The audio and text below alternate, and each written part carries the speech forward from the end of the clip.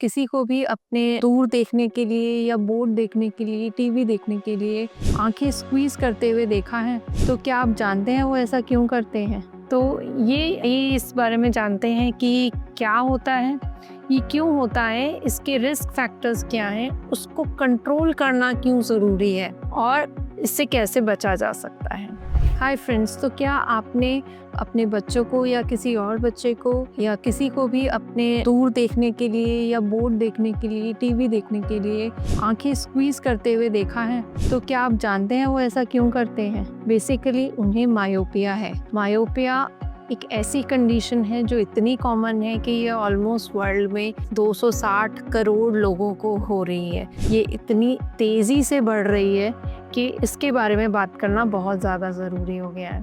तो मायोपिया एक कंडीशन है जिसमें कि हमें दूर का बहुत धुंधला दिखता है और नज़दीक का अच्छा दिखता है, तो इसे नियर साइटेडनेस भी कहते हैं। तो ये इस बारे में जानते हैं कि क्या होता है, ये क्यों होता है, इसके रिस्क फैक्टर्स क्या हैं, उसको कंट्रोल करना क्यों ज़रूरी है और इससे कैसे बचा जा सकता है। तो लेट्स सी कि मायोपिया क्या होता है। तो जैसे मैंने बताया, मायोपिया एक ऐसी कंडीशन होती है जिसमें आपको दूर का जो है वो उतना क्लियर नहीं दिखता, धुंधला दिखता है और नज़दीक का क्लियर दिखता है। और इसका कारण ये होता है कि जो लाइट आपकी आँख में जा रही है वो लाइट आपकी आँख में जाके रेटिना पे फोकस होनी चाहिए, परंतु वो रेटिना पे फोकस नहीं हो पा रही, वो रेटिना से पहले फोकस हो रही है। इसके कारण आपको चीज़ें क्लियर नहीं दिखाई देती, रेटिना पे फोकस्ड इमेज नहीं बनती है। इसका कारण आई बॉल का साइज बड़ा होना हो सकता है, या फिर आपकी कॉर्निया ज़्यादा कर्व्ड होती है तो ऐसा हो सकता है, या फिर आपके लेंस की पावर अगर ज़्यादा होती है तब भी ऐसा हो सकता है। सो ये मेजर कारण होते हैं कि मायोपिया होता है। और मायोपिया जो है वो एक तरह से एपिडेमिक बनने लगा है और इसको ऐसा प्रेडिक्ट किया जा रहा है कि 2050 तक आधी पॉपुलेशन दुनिया की मायोपिक होगी। ये कंडीशन यूजुअली अर्ली चाइल्डहुड में स्टार्ट होती है, अराउंड 8 to 9 ईयर्स की एज में, और ये विद टाइम बढ़ता है और नंबर जो है वो यूजुअली 18 to 25 की एज में जाके स्टेबल होता है। So that is the time जब आपका नंबर बढ़ सकता है। आजकल जो है देखा जा रहा है कि मायोपिया बहुत छोटे बच्चों में भी आने लगा है, मतलब 8 साल से कम उम्र के बच्चों में भी आने लगा है। तो उसके भी कारण है जो हम भी डिस्कस करेंगे। सो क्या रिस्क फैक्टर्स होते हैं जिनसे मायोपिया होता है? तो बेसिकली जेनेटिक रिस्क फैक्टर्स होते हैं जिनको हम मॉडिफाई नहीं कर सकते, जैसे कि पेरेंट्स में मायोपिया है। पेरेंट्स में मायोपिया है तो बच्चों को मायोपिया होने के चांसेस ज़्यादा होते हैं। मायोपिया यानी माइनस का नंबर आना चश्मे का। तो ये जो चश्मे का नंबर है ये जेनेटिकली पास ऑन होता है। तो अगर पेरेंट्स को है, अगर एक पेरेंट को है तो कुछ रिस्क रहता है, दोनों पेरेंट्स को है तो ज़्यादा रिस्क रहता है। तो जेनेटिक एक इसका जो है बेसिस है, पर उसके साथ साथ बहुत इम्पॉर्टेंट है एनवायरमेंटल फैक्टर्स भी।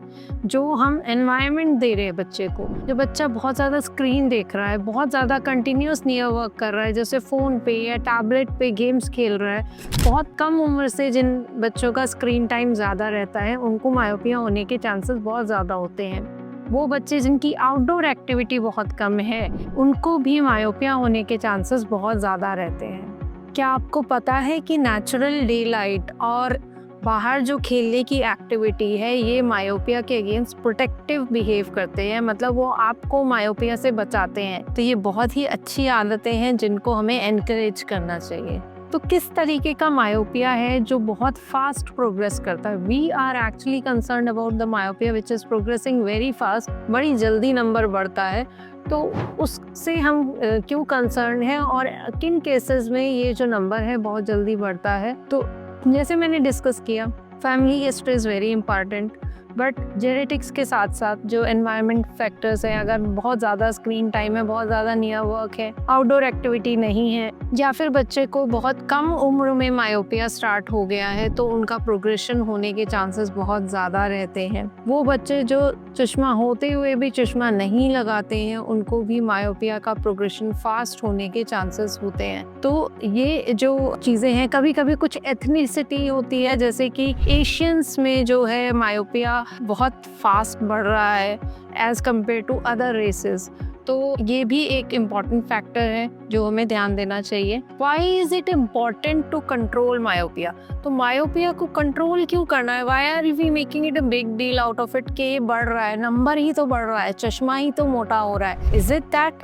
क्या ये सिर्फ इतना ही है कि केवल चश्मा आपका मोटा हो रहा है? नहीं, ये ओवरऑल आपकी आई हेल्थ के बारे में है, क्योंकि मायोपिया के बढ़ने से आपकी आंख में दूसरी बीमारियां जैसे कि ग्लूकोमा है, कैटरैक्ट है, मायोपिक मैक्युलोपैथी यानी पर्दा खराब होना है, या पर्दे का डिटैचमेंट है, रेटिनल डिटैचमेंट, इन सब के चांसेस बहुत ज़्यादा बढ़ जाते हैं। एक डायोप्टर मायोपिया बढ़ने से आपको इन सब चीज़ों के चांसेस 20 से 30% बढ़ जाते हैं, और रेटिना प्रॉब्लम्स तो अराउंड 60% जो है रिस्क आपकी बढ़ जाती है। तो ओवरऑल आपकी जो आई हेल्थ है वो खराब हो रही है इससे। So it is not just the eye number और spectacle number, but it is your eye health, क्योंकि ये जो कंडीशंस हैं ये सारी बहुत ही सीरियस कंडीशंस हैं, और ये कंडीशंस परमानेंट ब्लाइंडनेस भी ला सकती है। तो इट इज़ इम्पॉर्टेंट कि मायोपिया को कंट्रोल किया जाए ताकि इन सब चीज़ों की अननेसेसरी रिस्क को भी कम किया जाए। Now I have a good news.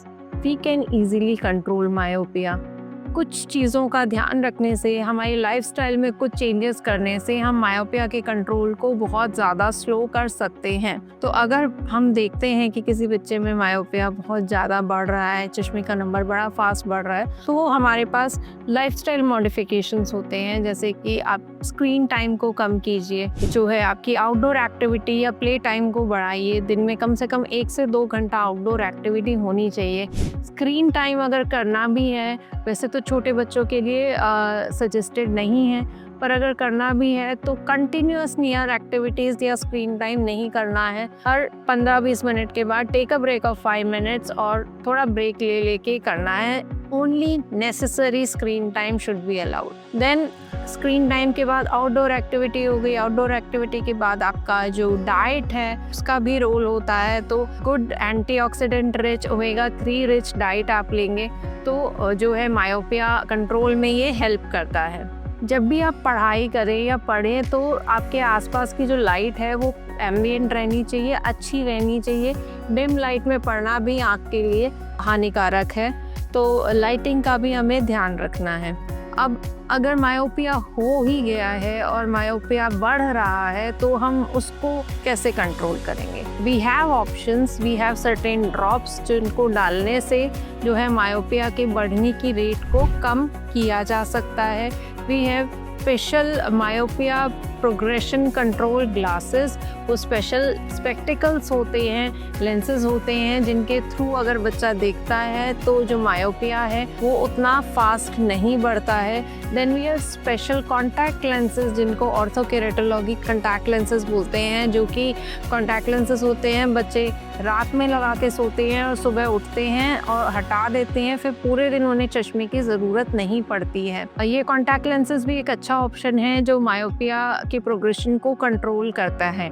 और साथ साथ लाइफस्टाइल मॉडिफिकेशंस तो हैं ही, हमें उन्हें कभी नहीं भूलना चाहिए। They are the most important. तो अगर आपके बच्चे को या आपके किसी जानकार को मायोपिया है तो प्लीज़ उन्हें सजेस्ट करें कि वो अपने ऑफ्थेल्मोलॉजिस्ट से मिलें, आई स्पेशलिस्ट से मिलें, अपना चेकअप करवाएं। उनके लिए कंट्रोल के लिए क्या बेस्ट ऑप्शंस हैं वो उन्हें डिस्कस करें। So myopia is more than just a blurry vision और जस्ट अ ग्लासेस का number. It is about the quality of life which decreases. जो क्वालिटी ऑफ लाइफ है आपकी, देन एकेडमिक परफॉर्मेंस, पर्सन का कॉन्फिडेंस, ये सब चीज़ जो है अफेक्ट होती है मायोपिया से। So it is important to take care of your eyes and control the myopia if you have. यहाँ मीरा साइट पे हम लोग बच्चों की आई ग्रोथ को मॉनिटर करते हैं, उनके नंबर को मॉनिटर करते हैं और मायोपिया कंट्रोल के प्लान्स डिज़ाइन करते हैं सो दैट उनकी नज़र और ज़्यादा डिग्रेड ना हो। Book a child vision screening at Mira site and future proof their eyes.